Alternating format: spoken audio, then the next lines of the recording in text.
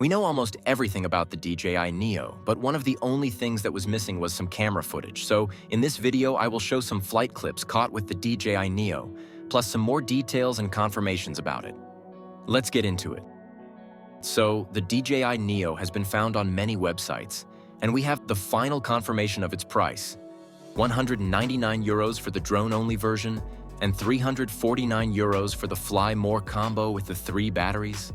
That's a crazy good deal considering the competition. I'm sure that this one will be some of the most popular drones for beginners.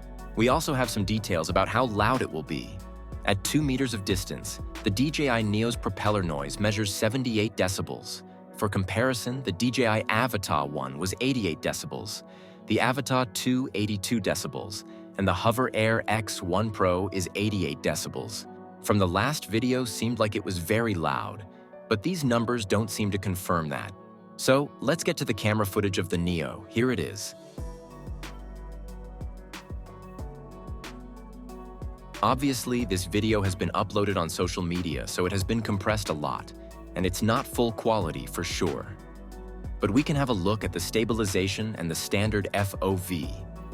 Here is a clip of it while in flight.